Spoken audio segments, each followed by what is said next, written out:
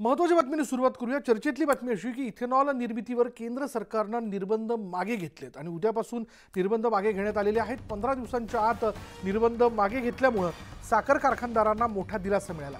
ऊसाच्या रसापासून आणि बी श्रेणीतील मॉलेसिस पासून इथेनॉल निर्मिती करण्यास परवानगी देण्याचा निर्णय केंद्र सरकारनं घेतला आणि या निर्णयामुळे 17 लाख टनापर्यंत साखरेचा इथेनॉल निर्मितीसाठी वापर करण्यास कारखानदारांना मुभा मिळणार आहे।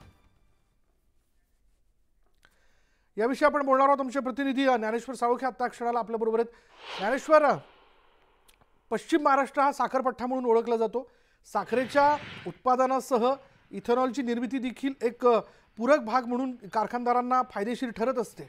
आता या इथेनॉलवरची बंदी जी आहे ती उठवण्यात आलेली आहे, किती मोठा दिलासा म्हणता येईल?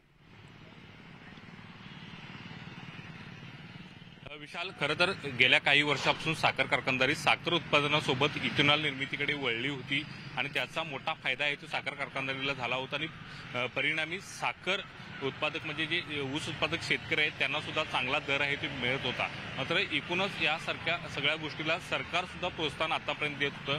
मात्र 7 डिसेंबरला सरकारनं या संदर्भातला निर्णय घेतला आणि इथेनॉल निर्मितीवरती बंदी घातली आणि त्यामुळे साखर उद्योग आहे तो अडचणीत आला।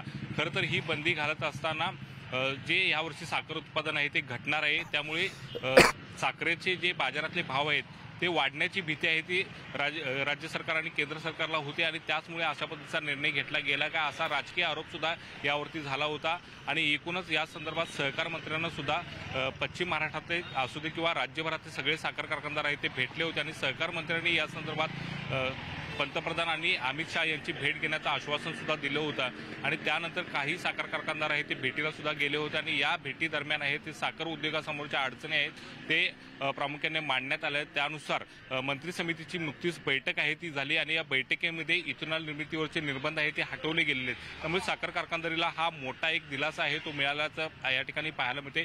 खरं तर पश्चिम महाराष्ट्रातले अनेक साखर कारखानदार आहेत ते आता या इथेनॉल निर्मितीकडे वळालेले पाहायला मिळाले। यावर्षी एकूणच देशातल्या साखर कारखानदारीनं 15% इथेनॉल निर्मितीचं उद्दिष्ट आहे ते डोळ्यासमोर ठेवून आहे ते सगळे यावर्षीचं प्लॅनिंग आखलं होतं। मात्र यावरती बंदी घातल्यामुळे हे सगळं प्लॅनिंग फिसकटलं होतं आणि साखर कारखानदारीला याचा मोठा फटका आहे तो बसला होता। इथेनॉल निर्मिती बंदी असल्यामुळे जो कर्ज पुरवठा साखर कारखानदारांनी घेतला होता त्यामुळे त्या कर्जाची परतफेड करण्याची अडचण सुद्धा साखर कारखानदारीसमोर या ठिकाणी उद्भवली होती आणि यावर्षी जो दर जाहीर केला होता तो दर देणं सुद्धा परवडेल की नाही या पद्धतीची समस्या आहे ती साखर कारखानदारीसमोर निर्माण झाली होती। मात्र एकूणच आता या सगळ्या साखर कारखानदारीच्या समस्या पंतप्रधानांनी जाणून घेतला आणि केंद्र सरकारने एक मोठा निर्णय घेतला। केंद्र सरकारच्या मंत्री समितीने यावर्षी निर्बंध हटवले आहेत आणि साखर कारखान्याला यामुळे मोठा दिलासा मिळाल्याचं पाहायला मिळते।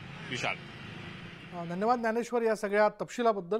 त्यामुळे साखर उत्पादनाबरोबरच एक पूरक भाग म्हणून किंवा पूरक उत्पन्नाचा भाग म्हणून इथेनॉल निर्मितीकडे बघितलं जातं आणि इथेनॉलवरची बंदी उठवल्यामुळं आता साखर कारखानदारीला मोठा दिलासा मिळाला आहे। सांगलीत ऊस दराबाबत आज पुन्हा बैठक होणार आहे।